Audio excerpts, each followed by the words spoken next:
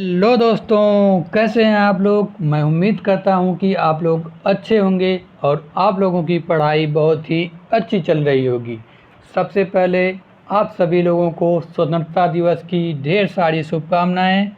आज हम लोगों का एक नया अध्याय शुरू होगा जिसका नाम है राज्य के नीति निर्देशक तत्व और मूल कर्तव्य, और ये हम लोगों का अध्याय 4 होगा। अध्याय 4 हम लोगों का एक ही वीडियो में कंप्लीट हो जाएगा।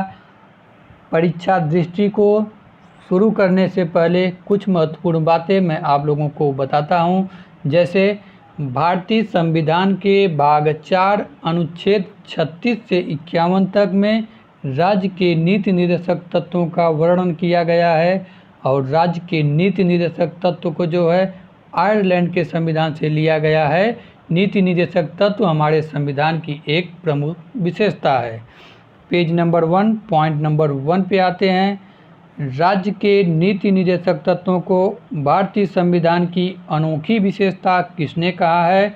डॉक्टर भीमराव अंबेडकर ने।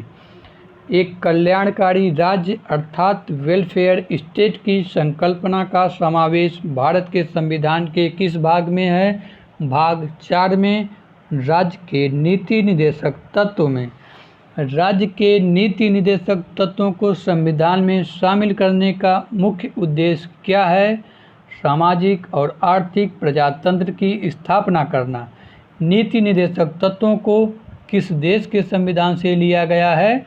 आयरलैंड के संविधान से। राज्य के नीति निर्देशक सिद्धांत एक ऐसा चेक है जो बैंक की सुविधा अनुसार अदा किया जाता है। यह कथन किसका है? के.टी. शाह का। किसने निर्देशक तत्वों को संविधान की आत्मा कहा है? जी. ऑस्टिन ने।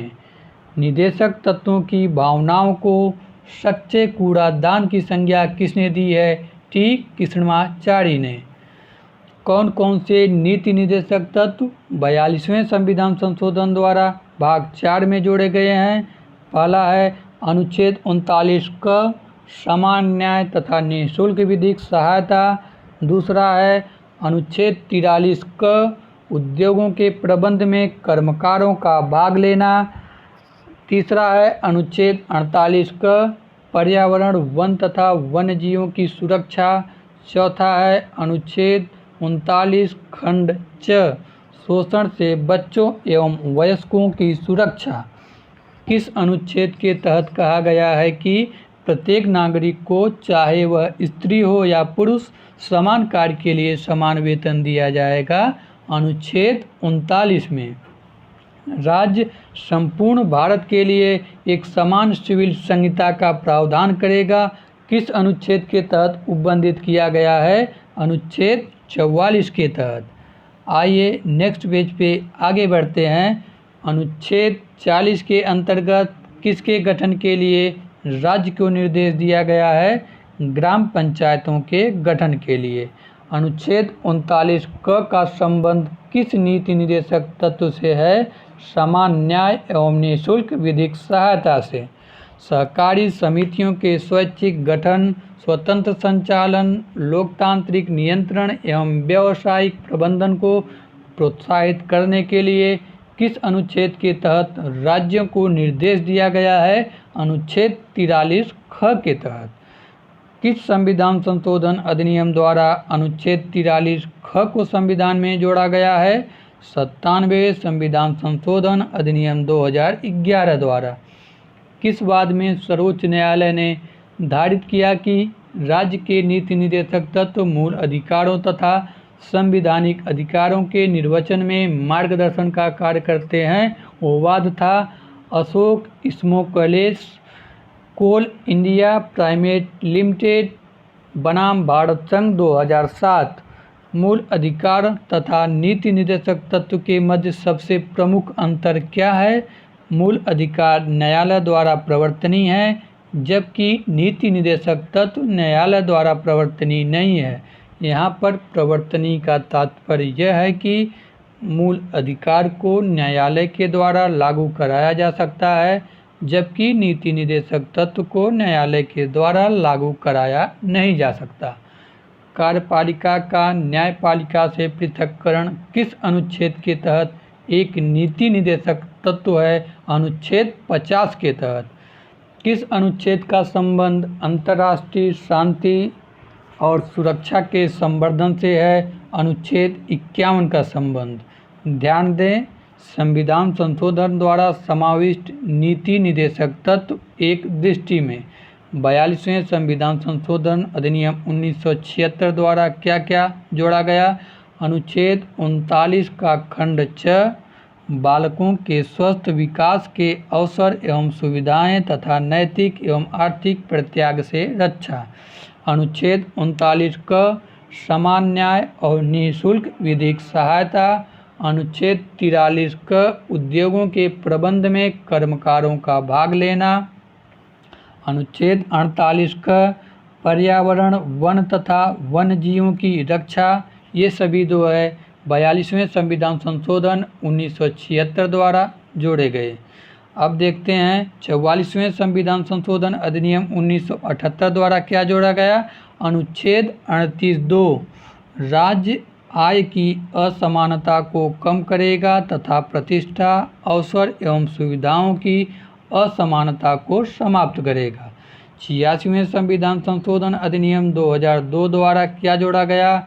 अनुच्छेद 45 का प्रतिस्थापन 6 वर्ष की आयु के बच्चों की देखरेख एवं शिक्षा संबंधी निर्देश।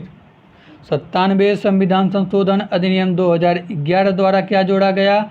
अनुच्छेद 43 ख, जिसमें क्या दिया गया है? सहकारी समितियों के गठन, संचालन, नियंत्रण व प्रबंधन संबंधी निर्देश। किस संविधान संशोधन द्वारा अनुच्छेद 31 ग को संविधान में जोड़ा गया? 25वें संविधान संशोधन द्वारा। मूल अधिकारों पर नीति निर्देशक तत्वों को वरीयता प्रदान करने वाला प्रावधान किस अनुच्छेद के तहत दिया गया है? अनुच्छेद 31 ग के तहत। 25वें संविधान संशोधन द्वारा किन किन निर्देशक तत्वों को मूल अधिकारों अर्थात अनुच्छेद 14 तथा 19 पर श्रेष्ठता प्रदान किया गया है? अनुच्छेद 39 ख तथा अनुच्छेद 39 ग में वर्णित निर्देशक तत्वों को किस वाद में कहा गया कि भाग 3 तथा भाग 4 के मध्य संतुलन संविधान का आधारभूत ढांचा है? वह वाद था मिनर्वा मिल्स बनाम भारत संघ के वाद में। वर्तमान में संविधान के तहत मूल कर्तव्यों की कुल संख्या कितनी है? 11। 86वें संविधान संशोधन द्वारा अनुच्छेद 51 क के तहत कौन सा मूल कर्तव्य जोड़ा गया? 6 से 14 वर्ष के बालकों के माता पिता या संरक्षक का यह कर्तव्य है कि उन्हें शिक्षा के अवसर प्रदान करें। भारतीय संविधान में मूल कर्तव्य किस देश के संविधान से लिया गया है? रूस के संविधान से। संविधान में मूल कर्तव्यों की व्यवस्था 42वें संविधान संशोधन द्वारा किस वर्ष की गई? 1976 में। संविधान के किस अनुच्छेद के तहत कहा गया है कि भारत के प्रत्येक नागरिक का यह कर्तव्य होगा कि वह प्राकृतिक पर्यावरण की रक्षा एवं सुधार करे? अनुच्छेद 51 क के तहत। किस समिति की सिफारिश पर संविधान में मूल कर्तव्य को जोड़ा गया? सरदार स्वर्ण सिंह समिति की सिफारिश पर। स्वर्ण सिंह समिति के सुझाव में थोड़ा फेरबदल करके 42वें संविधान संशोधन द्वारा कुल कितने मूल कर्तव्यों को संविधान में जोड़ा गया? 10 मूल कर्तव्यों को संविधान में जोड़ा गया। स्वर्ण सिंह समिति ने संविधान में कुल कितने मूल कर्तव्यों को जोड़ने की सिफारिश की थी? 8। संविधान के किस भाग में मूल कर्तव्य दिए गए हैं? भाग 4 क अर्थात अनुच्छेद 51 क में। ओके दोस्तों, मिलते हैं नेक्स्ट वीडियो में। तब तक के लिए जय हिंद।